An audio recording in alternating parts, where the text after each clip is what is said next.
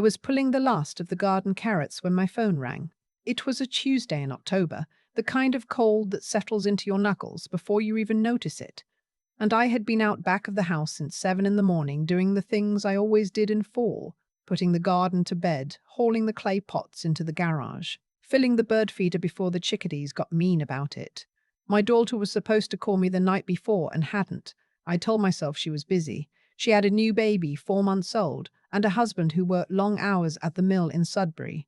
I told myself a lot of things that morning. When I saw her number on the screen, I felt something move through me before I even pressed answer. Not a thought. Something older than thought. Mum. Her voice was wrong. Thin and wet, like she was speaking through a cloth pressed against her face. What happened? I said. I was already walking toward the house. What happened to you?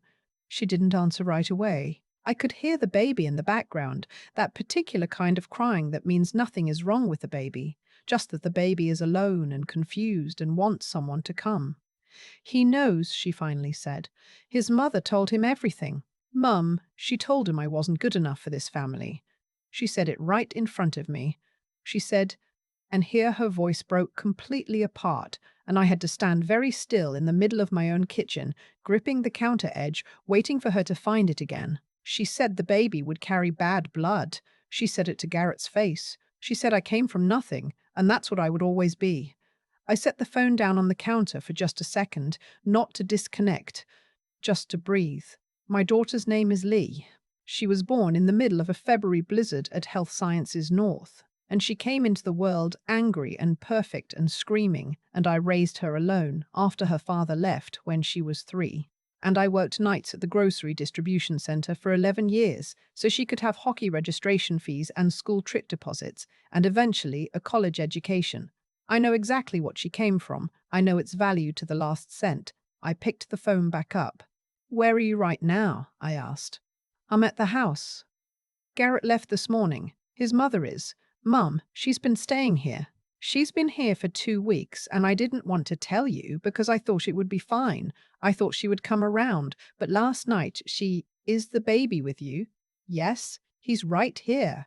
Okay, I said. I'm coming. It was 4 hours from my place outside of Huntsville to their house in Sudbury. I did not stop except once for gas outside of Parry Sound.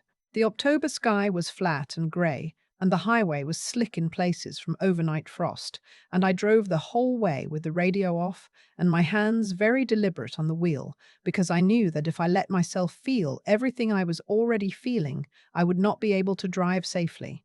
And my daughter needed me to arrive. Her name was Roberta, my son-in-law's mother. I had met her 3 times in 4 years. Once at the engagement dinner at a restaurant in Sudbury's downtown, once at the wedding at a lodge near Killarney, and once at the wedding at a lodge near Killarney, and once at Christmas the year before, at their house. When she had sat at the kitchen table for 6 hours and spoken almost entirely to her son, and accepted compliments about the butter tarts she had brought as though the rest of us were not in the room, I had tried. I am someone who tries. But there are people in this world who have decided what you are before you've said a word, and no amount of trying changes that particular arithmetic. My daughter had not told me the extent of it. She had mentioned once that Roberta had made a comment about her background. Lee's father was from a small First Nations community near Chapleau, and though he had not been part of our lives, that history was part of Lee's, and I had asked Lee directly if she wanted me to say something, and she had said no. She had said she could handle it. She had said Garrett would talk to his mother. I don't blame Lee for that.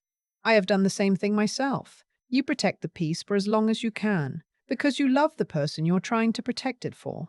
When I arrived at the house, it was 2:15 in the afternoon. Lee opened the door before I reached it, and I saw immediately that she had been crying for a long time. Her eyes were swollen nearly shut. She was holding the baby against her shoulder, and he was calm now. One small fist pressed against his own cheek, watching me with the expression babies have when they are very new and the world is still entirely unclear but interesting. I took her face in both hands first. I did not say anything. Then I took the baby. Where is she? I asked. She went to stay at Garrett's cousin's place after last night. He drove her there this morning. And Garrett? Lee looked at the floor. He said he needed time to think. I sat down at the kitchen table with the baby in my arms. My grandson, 4 months old, with Lee's dark eyes and a spray of fine dark hair and a chin that already looked like it had opinions. I looked at this child and I felt something crystallize in my chest. Not rage, something cooler than rage, something more patient. Tell me everything, I said. From the beginning, she told me. It took almost an hour because she had to stop several times. Roberta had arrived 2 weeks prior, ostensibly to help with the baby, which had seemed reasonable on the surface. Leigh's own mat leave had been harder than expected. The baby had colic in the early weeks, and she was tired in the particular bone-deep way of new mothers. And Garrett worked 6-day weeks at the mill. Help seemed like help. But Roberta did not help. She commented on how Lee breastfed. She rearranged the kitchen. She made remarks about Lee's mother, meaning me, that she delivered in the careful tone of someone saying something they intend to deny later. She told Garrett that Lee was not managing well. She said this out of Lee's earshot, but not far enough out of it. She went through the filing cabinet in the spare room and found the documents from Lee's student loan repayment, and she showed them to Garrett and said the words that I cannot stop hearing even now, months later. Even writing this, she said that Lee had brought financial irresponsibility into this family, and that it was only the beginning, because it was in her character, because of where she came from. Where she came from. The night before I arrived, Roberta had said it plainly. She had been drinking the good Merlot that Lee and Garrett kept for company, and she had looked at my daughter across the kitchen, and she had said that the baby deserved better circumstances, and that she intended to speak to a lawyer about what options the family had. I want you to understand what that means. I want you to sit with that for a moment. A woman in her son's house drinking his wife's wine, telling that wife that she intended to find a legal mechanism to interfere with her ability to mother her own child. Because of where she came from, because of who her grandfather was. My daughter had not slept since that conversation. She had called Garrett 2 in the morning, and he had come home and there had been a confrontation, and he had taken his mother away in the morning, and Lee had sat in her kitchen alone with the baby until I arrived. She kept saying blood, Lee said, like it was a thing you could determine, like she knew. I stayed that first night. I slept in the guest room with the baby monitor on the nightstand, and I lay awake for a long time listening to the sounds of the house. Around midnight I called my brother. His name is Howard. He is 68 years old, and he spent 31 years as a Crown prosecutor in Ontario, before he retired to a property near Bracebridge, where he grows impractical amounts of garlic and takes his black lab out on the Muskoka River in a canoe. He's the quietest person I know, and also the most precise. When he is angry, you can tell because he becomes very still and his sentences get shorter. I told him what had happened. I told him about the filing cabinet and the student loan documents and the word lawyer. There was a long silence on the other end. She said she'd speak to a lawyer, Howard said. That's what she said. Another silence. When are you free this week? I'm staying with Lee until this is sorted. All right, Howard said. I'll drive up Thursday. He arrived Thursday at noon with a pot of his wife's soup and a leather folder and the specific expression he wore when he had already done significant preparation. He sat at the kitchen table across from Lee and he asked her questions for 2 hours, very carefully, writing things down. He asked about the filing cabinet. Had Roberta taken anything or only looked? Lee said she thought only looked. He asked whether Garrett had been present for the wine conversation. Lee said no, but she had sent him a voice message that night describing it word for word while it was still fresh, and she still had it. Howard nodded slowly. He wrote something down. That's useful, he said. What can she actually do? Lee asked. Lee, what can a grandmother actually do? Howard looked at her calmly. In Ontario, grandparents can apply for access rights under the Children's Law Reform Act. It is a real mechanism. It is also extremely difficult to succeed with unless the parent has meaningfully denied access, which you have not. What she told you was designed to frighten you. He paused. It worked, which tells me she has some understanding of how to manipulate people. That's worth knowing. Lee looked steadier than she had since I arrived. Knowing the shape of a thing is always better than fearing its shadow. What Howard had also done, quietly, before he came, was make some calls. He still knew people. 31 years in the Crown's office in Ontario means you know people in ways that have nothing to do with legal proceedings. You know reputations, histories, the texture of how people have moved through institutions. He had spoken to a colleague who practiced family law in Sudbury. He had also spoken to someone at the Sudbury district offices, someone he had known for a long time. He did not tell me all of this on Thursday. He told me some of it over the following weeks as things developed. What we discovered, and I will tell you plainly because you deserve to understand how these things actually work, was that Roberta was not a woman who had acted impulsively out of genuine concern. She was a woman who had a pattern. Her first daughter-in-law, Garrett's sister-in-law, had left a marriage 7 years earlier under circumstances that had never been fully discussed in the family. Howard found her. She lived in Thunder Bay. She spoke to Howard's colleague for 40 minutes on the phone, and what she said matched what had happened to Lee so precisely that my colleague said afterward that it was like reading the same report filed twice. There was also the matter of the registered charity. Roberta sat on the board of a small charitable organization in Sudbury, a food recovery program, very respectable on the surface, the kind of thing that gets a small write-up in the local paper every Christmas. Howard's colleague, while doing due diligence on an entirely separate matter, had flagged some irregularities in the organization's CRA filings going back 3 years. Nothing had been acted on yet. Nothing was yet a formal complaint. I want to be clear that I did not go looking for this. Howard did not go looking for it either. It surfaced because when you ask careful questions in a small enough community, the answers come attached to other answers. What I did was go and see Roberta. I did not bring Howard. I did not tell Lee I was going. I drove to the cousin's address that Lee had written down for me, a house off La Salle Boulevard, and I knocked on the door on a Saturday morning when I knew from Garrett that his cousin worked weekends. Roberta answered the door in a housecoat. She was smaller than I remembered from the wedding.